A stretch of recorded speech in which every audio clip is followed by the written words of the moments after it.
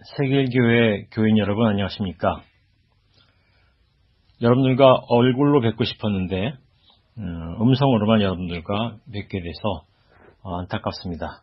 하지만 제가 오늘 이야기 드리려고 하는 것이 이런 일과 이런 현상과 맞물려 있기 때문에 어쩌면 이것이 저에게는 여러분들과 만나는 또 다른 기회일 수 있다는 생각이 들었습니다. 오늘 제가 택한 본문은 요한복음 4장 21절입니다. 제가 한번 읽어보겠습니다. 예수께서 말씀하셨다. 여자여 내 말을 믿어라. 너희가 아버지께 이 산에서 예배를 드려야 한다거나 예루살렘에서 예배를 드려야 한다거나 하지 않을 때가 올 것이다. 이 본문을 가지고 말씀을 드리고자 합니다. 제가 이야기 드리는 제목은 언택트 시대 그리스도인으로 산다는 것입니다. 오늘 본문은 예수님께서 갈릴레아에서 예루살렘으로 올라가실 때 이례적으로 사마리아 지역을 거쳐갔다라는 얘기를 하는 맥락에서 등장합니다. 물론 이것은 요한복음에 나오는 이야기이고 요한복음은 예수님으로부터 최소한 2세대 이상 시간이 지난 이후에 만들어진 텍스트이니까 그것이 얼마나 사실을 반영한지는 알 수 없습니다. 그렇지만 이 이야기 속에는 우리가 그 시대를 읽어내는데 굉장히 중요한 정보가 들어 있습니다. 그 얘기를 더 자세히 드리기는 어렵고요. 제가 저의 오늘 얘기와 연관시켜서 말씀을 드리려고 하는데요. 이 산에서 예배를 드려야 한다거나 예루살렘에서 예배를 드려야 한다거나 이 산은 사마리아 산이죠. 그런 어느 성전에서 예배를 드리는 것이 옳을까라고 고민을 했었다면 예수님께서는 이제는 그런 고민을 하지 않을 때가 올 것이다 라고 말씀을 드렸습니다. 수많은 떠돌이 신자들이 이 교회 저 교회를 찾아서 옮겨다니면서 예배 드릴 참된 곳을 찾고 있는데 이제는 그런 생각, 그런 고민의 질이 달라지는 시대가 도래하고 있다라는 것과 관련된 문제제기라고 생각할 수 있을 것 같습니다. 제가 이 말씀을 여러분들과 나누기 위해서 준비하는 시간은 새벽 3시 53분입니다. 지금 시각이 새벽 3시 53분입니다. 그리고 날짜는 12월 3일 목요일입니다. 아마도 여러분이 이 녹음을 청취할 시간은 12월 6일 주일 예배 때가 아닐까요? 그러면 시간은 오전 11시 몇 분쯤 되지 않을까 싶습니다. 어쩌면 그 날짜 그 시각이 아니라 다른 날 다른 시각에 녹음 파일로 청취하는 분들도 있을 것 같습니다.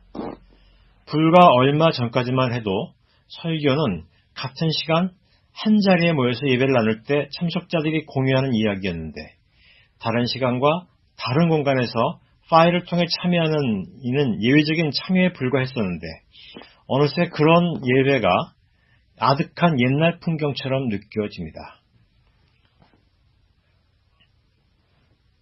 요즘 한국 드라마를 보면 종종 시공간을 달리하는 이들이 서로 교신하는 것을 골격으로 스토리가 전개되는 것들이 제법 많습니다. 제가 드라마를 꽤 좋아하는데 그 중에서 특별히 애시청했던 드라마가 있습니다. 시그널이라는 드라마입니다. 2016년에 방영됐었고요. 20년 전의 형사와 20년 후의 형사가 경찰 무전기를 통해서 대화하는 스토리로 전개되어 있는, 그래서 사건 해결해 나가는 과정을 다루고 있습니다. 또 지금 방영되고 있는 드라마 카이로스라는 드라마가 있는데요. 이 드라마는 10일 정도의 시간 간격을 두고 있는 과거의 사람과 현재의 사람이 휴대폰을 가지고 10시 33분에 1분 동안 교신을 할 수 있다는 것을 골격으로 하는 줄거리가 전개되는 드라마입니다. 역시 과거와 현재를 사는 사람들이 교신을 하고 있는 드라마입니다. 과거와 현재를 사는 사람들이 무전기든 휴대폰으로든 교신하는 이런 이야기가 아니라 아예 과거와 현재를 오가는 타임머신 타고 오가는 것처럼 그런 과거 현재를 오가는 드라마를 보면 그 수는 훨씬 더 많습니다. 2012년에 무슨 일이 있었는지 모르겠지만 2012년에 신의 2년 왕후의 남자, 옥탑방 왕세자 3편의 드라마가 그렇게 시공간을 오가면서 만들어진 드라마였습니다. 그리고 2017년 명불허전 의학 드라마인데요. 양이와 조선 한이가 시공간을 달리하면서 시공간을 넘나들면서 스토리를 전개하는 그런 드라마입니다. 이것은 2017년에 방영됐습니다. 미스테리 사건을 파헤치는 드라마도 있는데요. 2014년에 신의 선물 14일이라는 드라마가 있었고요. 2018년에는 Life on Mars라는 드라마가 있었습니다. 또 얼마 전에 종영했었던 앨리스라는 드라마도 미스터리 사건을 파헤치는데 과거와 현재를 오가는 이야기가 주된 소재가 되고 있습니다. 부부간의 사랑 회복 스토리를 다루는 드라마도 있습니다. 2017년에 고백부부, 2018년에 아는 와이프도 그런 스토리입니다. 이렇게 과거와 현재의 대화 혹은 만남을 다루는 드라마뿐 아니라 시간의 대화를 다르게 설정한 컨셉트의 드라마도 있습니다. 죽지 않는 존재와 죽는 존재 간의 대화를 다루는 드라마입니다. 죽지 않는 존재는 현재를 살고 있음에도 끊임없이 죽지 않고 살고 있기 때문에 시간의 변화가 중요하지 않은 존재이지요. 그리고 죽는 존재는 살고 죽는 문제의 현재의 문제와 끊임없이 부딪히면서 그 현재를 살아가고 있는 존재이죠. 죽지 않는 존재와 죽는 존재의 대화를 다루는 드라마는 굉장히 많은 시청자들의 관심을 끌었는데 대표적인 드라마가 2016년에 방영됐었던 도깨비, 그리고 작년에 방영됐었던 호텔 넬루나가 대표적입니다. 제가 좀 드라마를 많이 보는 편입니다. 아무튼 최근 한국에서 시간의 대화를 소재로 하는 드라마가 이렇게 많은데 지금 우리는 시공간을 달리하면서 예배를 나누는 체험을 하고 있습니다. 오늘의 예배도 다른 시간간의 교신입니다. 그런데 앞에서 열거한 드라마들의 특징을 좀 더 살펴보면 과거와 현재라는 다른 시간대를 사는 이들의 교신이든 영혼과 순간을 사는 존재들 사이의 교신이든 그런 교신을 통해 서로 끊임없이 바뀌고 있다라는 것입니다. 교신하는 이들이. 가령 과거와 현재의 교신을 통해 과거 사건이 바뀌고 현재가 재구성됩니다. 그리고 그런 사건이 바뀌고 현재가 재구성되는, 과거 사건이 바뀌고 현재가 재구성되는 과정에서 교신하는 주체들도 다른 사람이 됩니다. 해서 교신은 수많은 과거와 현재를 만들어내게 됩니다. 그리고 영혼을 사는 존재와 찰나를 사는 존재 사이의 대화도 두 당사자가 그 과정에서 끊임없이 변화해가고 있습니다. 우리가 대화를 한다는 것은 상대방으로 인해서 내가 변한다는 것이 전제되는 거잖아요. 그것이 교신인데요. 그래서 이런 드라마들은 말 그대로 진짜 교신에 관한 것입니다. 예배는 어떤가요? 사실 오랫동안 예배도 시간의 대화를 중요한 컨셉으로 삼고 있었어요. 2000년 전에 돌아가신 예수님이 지금 내 앞에 있다라고 하는 가정이 우리의 예배 행위 속에 전제되어 있습니다. 그런데 많은 목사님들은 설교를 할 때 신의 메시지를 전달하는 행위라고 주장해왔습니다. 또 기도는 신을 향해 드리는 간구로 해석했습니다. 그러니까 예배의 기본 골격은 수직적입니다. 교신은 일어나지만 그 교신은 수직적입니다. 한쪽은 바뀔 수 없는 절대적인 무엇이고 다른 쪽은 끊임없이 회개하라는 요구 앞에서 계속된 갱신을 요구받는 존재, 그 만남으로 대화, 교신이 구성되어 있습니다. 예배당은 이런 시간의 수직적인 대화 구조와 맞물리게끔 공간 구도가 배치되어 있습니다. 그래서 예배당은 위와 아래, 또 앞과 뒤 같은 이분법적 구도, 비대칭적인 이분법적 구도로 구성되어 있는 것이지요. 예배는 그런 것만 있는 것이 아니고요. 우리가 익숙히 기억하고 있는 예배의 폼은 거의 고정되어 있습니다. 오늘 이 예배 순서는 1년 전의 예배 순서와 같고요. 1년 전의 예배 순서는 10년 전의 예배 순서와 같고요. 10년 전의 예배 순서는 20년 전의 예배 순서와 같습니다. 거의. 그러니까 순서 맡은 사람들만 바뀔 뿐 그 구성 형식은 늘 같다라는 거죠. 그리고 그 안에서 무수히 반복적인 억구가 되풀이되어 고백됩니다. 변화하지 않는 것, 영원한 것에 대한 상징들이 예배 안에는 가득 채워져 있다는 것입니다. 그런데 지금 예배를 드리는 이 시각에 설교를 하고 있는 저는 지금의 내가 아니라 과거의 사람인 나입니다. 물론 과거 사람인 나는 새벽 골방에서 여러분들께 이야기를 하고 있습니다. 공간도 달라져 있는 것이죠. 그것은 앞에서 말한 것처럼 12월 3일 새벽 3시 35분부터 그 직후까지 제 골방이 제가 여러분들과 이야기 나누는 장이고 여러분은 여러분의 장소에서 얘기를 나누고 있는 것이죠. 같은 시간에 같은 장소에 모여서 나누는 예배와 다른 틀로 오늘 우리는 만남을 하고 있습니다. 저는 휴대폰에 녹음 어플을 켜고 여러분께 이야기를 하고 있습니다. 그러면서 보이지 않는 세길의 여러분들을 머릿속에서 상상하면서 말을 걸고 있습니다. 그런데 보이지 않는 세길의 교인들을 상상하면서 이야기하는 동안 저는 조금씩 저의 생각이 바뀌어가는 것을 체험합니다. 저의 원고가 기본적으로 만들어져 있는데요. 그 원고가 이야기하면서 조금씩 바뀌고 있습니다.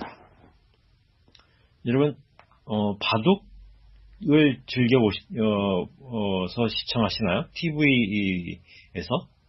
요즘에는 국제 바둑 대회를 치룰 때도 온라인 대국을 치르고 있습니다. 그런데 아마 여자 바둑계의 세계 1인자가 한국 기사예요. 혹시 아시나요? 그분은 최정이라고 하는 분인데요. 엄청나게 잘 바둑을 두는 분입니다. 그런데 얼마 전 최정 구단이 무명의 중국 신예 기사한테 패배했습니다. 그때 바둑 해설자는 당황하면서 이렇게 말을 한 적이 있습니다. 중국의 신예 기사가 언택트 대국이 아니라 컨택트 대국을 치렀다면 최정 기사에게 승리하기는 훨씬 어려웠을 것이다 라고 말입니다. 온라인을 통해 바둑을 두다 보니까 바둑을 두는 상대가 세계 1인자라는 것을 알고 있지만 주눅 들지 않고 바둑을 둘 수 있었을 거라는 얘기입니다. 세계 1위의 기사가 짓는 표정, 동작 하나하나가 신예 기사에게는 엄청난 압박으로 느껴졌을 것인데 온라인 대국은 그런 두려움을 차단시켰다라는 것입니다. 이것을 예배에도 적용할 수 있지 않을까요? 언택트한 방식으로 수행되는 예배는 그 수직적 구조, 무한 반복되는 영원성의 메시지에 빨려들지 않는 신자들을 탄생시키게 되지 않았을까요? 자기 자신이 해석의 주체가 되는 그런 신자가 등장하지 않았을까요? 설교자나 성서 본문이나 예배의 반복적 억구가 영원성이라는 무게를 가지고 신자들을 내리누르려고 해도 그것에 순순히 승복하지 않는 자존적인 신자가 등장하게 되지는 않았을까요? 저는 코로나 시기 이전에 이미 그런 것들을 어느 정도 입증되었다고 생각을 합니다. 한국 개신교 얘기를 좀 드려보면요. 한국 개신교는 저의 해석에 하면 1990년대 중반경부터 굉장히 커다란 변화를 하고 있습니다. 그 중요한 변화의 한 요소가, 결정적인 요소는 뭐냐면 교회에 대한 사회적 이미지가 급격하게 추락하는 것과 관련이 있습니다. 그래서 새신자가 되겠다고 교회를 유입되는 인구가 90년대 이후에는 급격하게 줄어듭니다. 그리고 90년대 중반경에 오면 급격하게 줄어들 뿐 아니라 교회 안의 신자들도 교회에 대한 자긍심이 빠르게 무너져 갑니다. 그때부터 교회는 실망한 신자들로 들끓는 장소가 되어갑니다. 그런데 그들 중 상당수가 자신이 오랫동안 열정을 다해 충성했던 교회를 떠나서 떠돌이 신앙생활을 하는 일이 본격화되었습니다. 그렇게 실망한 신자들 중에 일부가 떠돌아 다니게 됐다는 것입니다. 저는 그것을 실망 신자의 떠돌이화 현상이라고 부른 바 있습니다. 이런 것들을 이제 분석하는 과정에서 최근에 가나안 성도라는 말을 쓰는 연구 테마가 등장했습니다. 그냥 가나안 성도는 가나안이란 말을 거꾸로 해서 안 나가 성도라는 말인 거 다 아시잖아요. 근데 이것이 그냥 사람들이 농담 삼아 반농담 반진담으로 하는 말이었는데 어느새 학술용어로 바뀌어 가고 있다는 것이에요.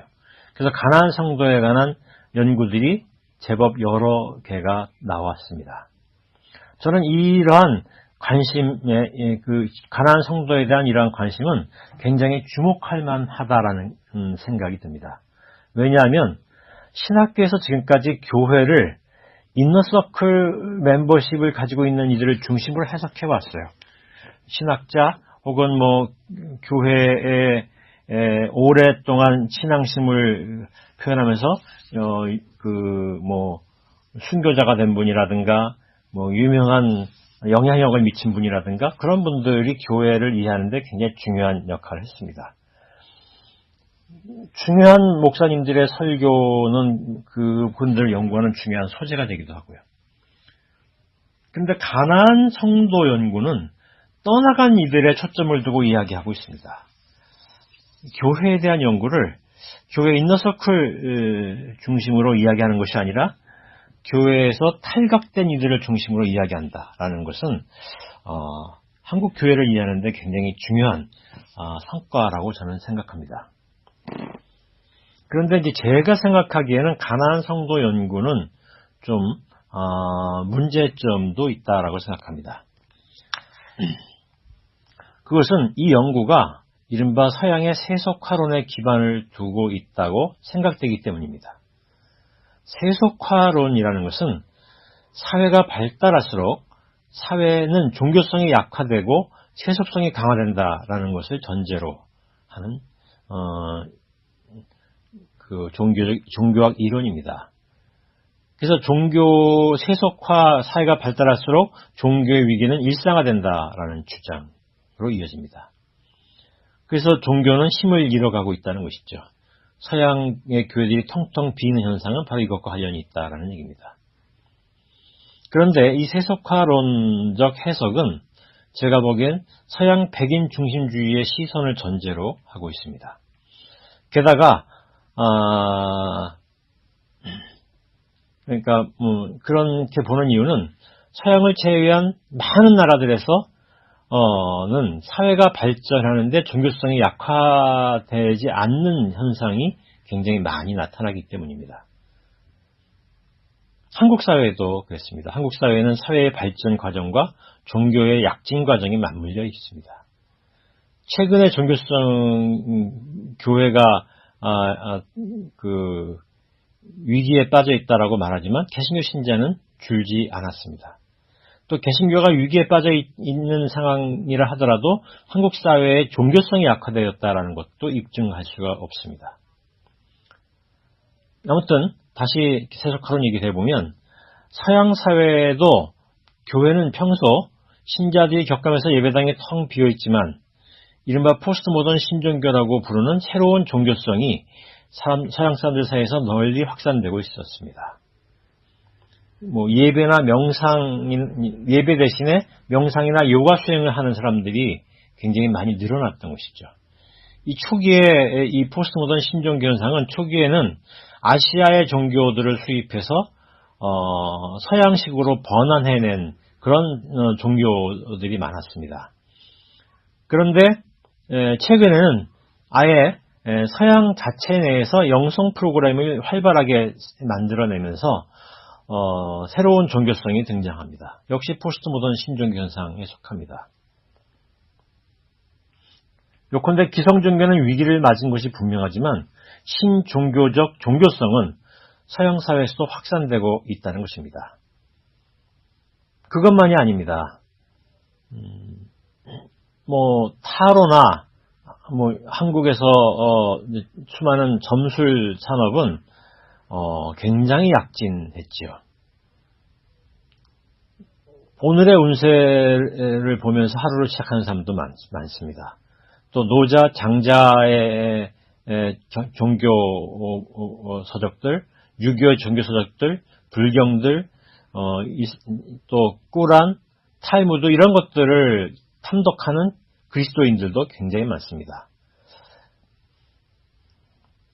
성서를 보던 사람들이 성서만 보는 것이 아니라 다른 종교 경전들도 많이 보고 있다는 것이죠. 비판하기 위해서 보는 것이 아니고 진리를 갈구하는 마음으로 보고 있습니다. 종교적이죠, 이것도. 그뿐 아닙니다. 유사종교적 행위들도 크게 활발해졌습니다. 대표적인 게 팬덤 현상입니다. 또 한국의 촛불과 태극기 현상도 저는 유사 종교성이 발현된 것이라고 봅니다. 요컨대 세속화론은 현실을 설명하는데 적실성을 저는 잃어버렸다라는 것이 저의 견해입니다. 그래서 가나안 성도 연구는 교회를 떠나는 사람이 종교로부터 이탈하는 것이다라고 해석하는 그러한 가정의 암암리에 있는 것 같습니다.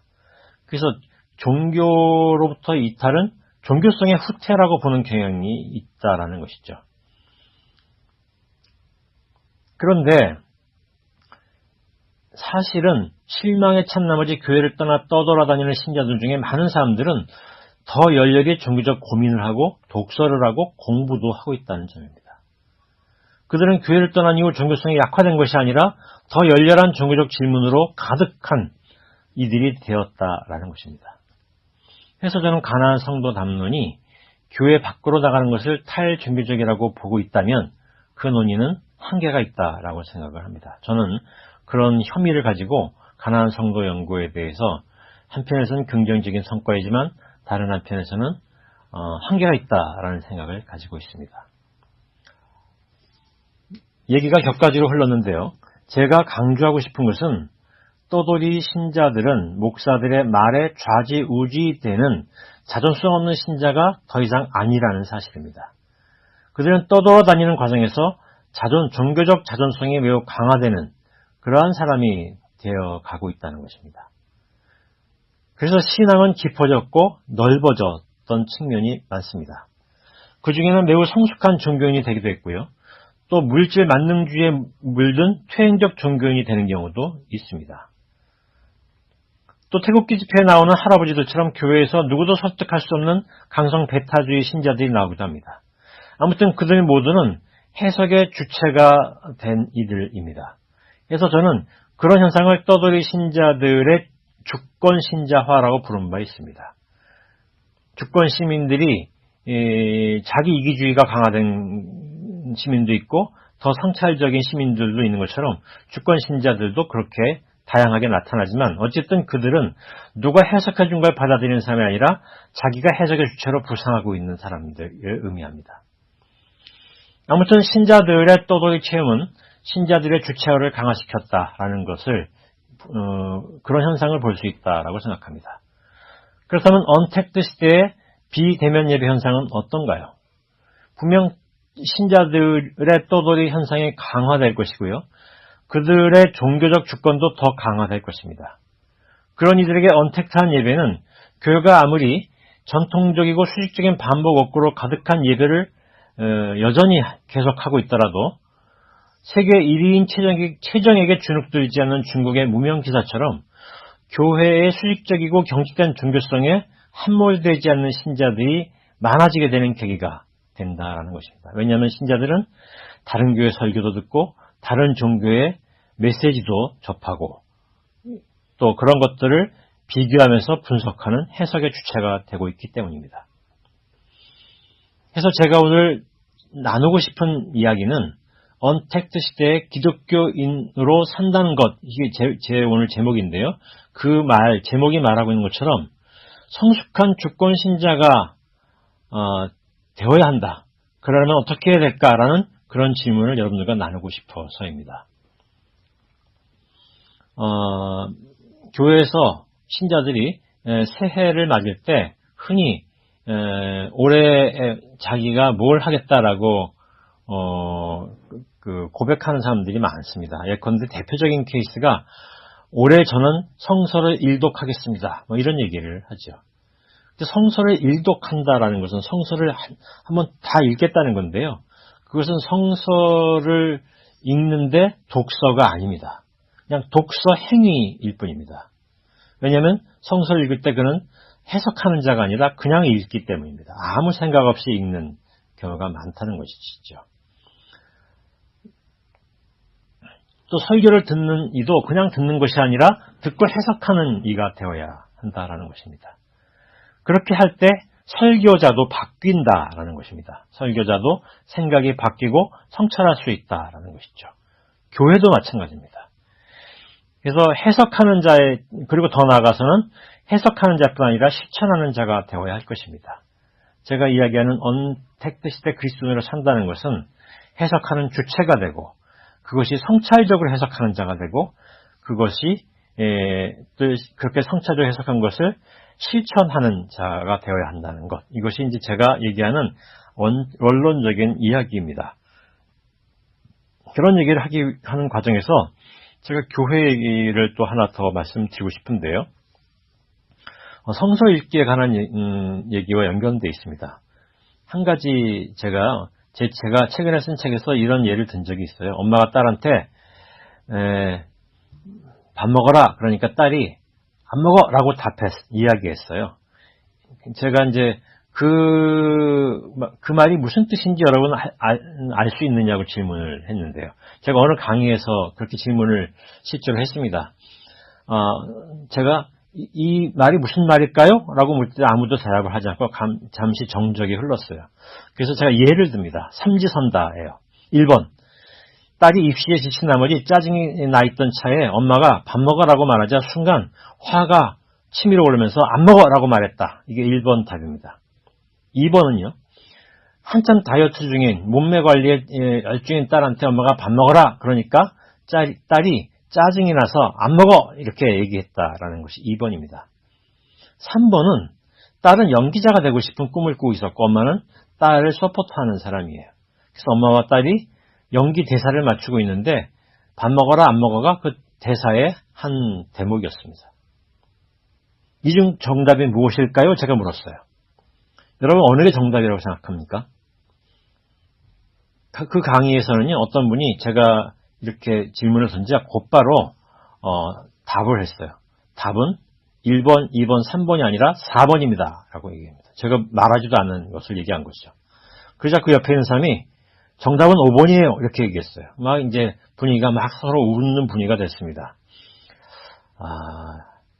이 말이 뜻하는 것은요. 제가 물은 무릎은 정답이 없다라는 거예요. 아니, 정답이 뭘 모른다는 거예요. 이 말만 가지고 우리가 알 수 있는 정답은 없다라는 것입니다. 그 말을 둘러싸고 있는 전후 맥락을 우리가 알지 않으면 이 본문은 해석되지 않는다라는 것입니다. 성서에 나오는 수많은 텍스트들이 그래요. 예컨대 로마서 1장 27절에 요새 굉장히 중요한 핫한 테마가 동성애 문제잖아요. 바울이 동성애를 반대하는 듯한 말을 했어요. 본문은 이렇게 합니다. 그 남자들이 순리에 따르지 않고 다른 남자와 관계를 맺고 있다라고 얘기하면서 그것을 바울이 비판하고 있어요. 이제 우리 한글 성서 번역본에는 그냥 남자들이 순리에 따르지 않고 이렇게 얘기되어 있는데요. 사실은 이제 헬라어 성서는 남자들이 아니라 정관사가 붙어서 그 남자들, 특정한 사람들이 순리에 따르지 않고 다른 남자와 관계하고 있다라는 것을 비판하고 있습니다. 그러니까 그 남자들이 누군지 이 말만 가지고는 알 수가 없잖아요. 전후 맥락을 보고서 추측을 할 수밖에 없습니다. 또 하나, 순리에 따르다라는 말과 다른 남자와 관계를 맺는 것이 과연 매칭되는가? 이를테면 동성애가 바울 당시에 순리에 따르지 않는 것이라고 얘기할 수 있는가? 오늘 우리 시대는 많은 사람들이 동성애는 순리에 어긋난 것이다 라고 생각하는 사람이 많잖아요. 그렇지 않은 사람도 많지만 기독교인들 중에는 순리에 맞지 않다고 생각하는 일들이 굉장히 많아요. 그런데 바울 당대에도 진짜 그랬는가? 우리가 바울 당대 문헌들을 통해서 추측해보면 그 시대에는 오히려 순리 중에 가장 이상적인 순리가 남자들끼리 성관계하는 것처럼 얘기합니다. 그러니까 이제 이렇게 이상한 매칭이 되고 있는데 이것은 이 구절에서만 갖고는 답이 얻어질 수가 없습니다. 그러니까 성서의 그 전후 문맥을 읽어보는 것도 필요하고 또 그 시대의 역사적, 문화적 맥락을 살피는 것도 필요합니다. 그렇게 해야 성서에 대한 성서가 무엇을 말하고 있는지에 대한 답을 추론해낼 수가 있습니다. 그뿐이 아닙니다. 해석이라는 것은요, 해석하는 사람 자신이 그 텍스트 속에 들어갈 수 있어야 돼요. 그것은 자신이 겪고 있는, 직관적으로 겪고 있는 어떤 현상과 이 텍스트가 만나지 않으면 해석은 이루어지지 않습니다. 관심이 없기 때문이죠. 그런 성서읽기가 필요한 것이에요. 그러니까 제가 최근에 읽은 어떤 소설, 최근에 본 어떤 영화, 최근에 들은 어떤 음악, 또 최근에 내 친구에게 일어난 일, 혹은 나 자신에게 일어난 일, 우리 가족에게 일어난 일, 이런 것들을 생각하고 그런 생각을 가지고 있는 사람이 그 구절을 보니까 뭔가 의심스러워서 그 구절과 자기 현실을 마주치게 하면서 읽고 그러면서 그 구절이 가지고 있는 성서의 문학적 맥락, 역사 문화적 맥락을 같이 살펴보면서 성서를 읽을 때 해석이 이루어지는 것입니다. 그래서 그렇게 할 때 성서는 훌륭하게 독서될 수 있습니다. 독서 불가능한 책이었는데 여태까지 성서를 올해 1독하겠습니다. 올해는 3독하겠습니다. 이런 얘기는 성서는 독서 불가능한 책이에요. 의미를 해석할 수 없기 때문이에요. 왜냐하면 이미 성서는 정답이 있고 나는 해석하지 않아도 이미 성서는 답을 하고 있다라고 생각하는 상태에서 독서는 이루어지지 않거든요. 독서는 불현듯 다가온 그 의미가 나의 삶에 충격으로 다가올 때 독서가 일어나는 것이죠. 그래서 성서가 독서 가능한 책으로 만들려면 성서를 읽을 때 내가 거기에 연결되어 있어야 되고 또 그 구절의 전후 맥락들, 역사적, 문화적 맥락들을 살피면서 성서를 읽을 때 성서가 읽혀지는 것입니다. 그래서 우리는 성서를 읽을 때 소설도 보고 드라마도 보고 주변 사람들의 이야기도 듣고 나를 살펴보기도 하고 그러면서 성서의 문학적 문맥을 깊게 볼 필요도 있고 역사 문화적 맥락에 관한 전문 서적들을 보기도 하고 그러면서 그런 공부와 생각이 연결되면서 성서는 독서가 되는 책이 되는 것입니다. 이럴 때 더 좋은 방법은 상투적인 말로 가득한 예배가 아니라 성서를 함께 읽는 모임이 필요한 것이지요. 요새는 온라인을 통해서 그런 모임들이 여기저기 만들어지고 있습니다. 혹은 온라인을 통해서 그런 모임을, 그런 고민을 하는 사람들이 오프라인으로 모이는 경우도 있습니다. 왜 교회는 그런 것을 하지 않을까요? 교회는 성서를 더 잘 읽을 수 있도록 하는 포럼을 만들어주는 일을 왜 하지 않을까요? 그것이 저는 우리 시대에 교회가 할 수 있는 중요한 역할이라고 생각이 듭니다. 제가 여러분과 나누고 싶은 얘기는 바로 이것입니다. 더 많이 상상하고 더 새롭게 만들어내는 대화마당이 필요하다라는 것이죠. 언택트 시대는 그런 필요성을 더 중요하게 만들어 놓았습니다. 그런 궁금증 속에 사는 사람들이 더 많아지게 됩니다. 언택트 시대는 해석하는 신자들이 많아지기 때문입니다. 그 해석하는 신자들에게 해석할 수 있도록 하는 예배 새롭게 폼을 만들어내고 그런 사람들이 만날 수 있는 장을 만들어내는 것, 그것이 교회가 할 수 있는 일이 아닐까요? 그러면서 그렇게 만나서 성서를 새롭게 읽어낼 수 있는 사람들이 우리 뭘 합시다 하면서 실천을 자기의 삶에서 혹은 공동으로 같이 만들어낸다면 그것은 생각과 실천이 연결되는 그런 신앙이 될 수 있을 것입니다. 언택트 시대는 우리에게 변화를 요구합니다. 그리고 그 변화는 우리를 퇴행시킬 수도 있고 우리를 성찰하게 할 수도 있습니다. 교회는 어떤 역할을 하고 있을까요? 나는 우리들이 함께 나누는 이 예배의 장이 되고 있는 이 교회가 그런 성찰의 장으로 더 큰 역할을 하기를 기대하면서 여러분들과 오늘 이야기를 나누었습니다.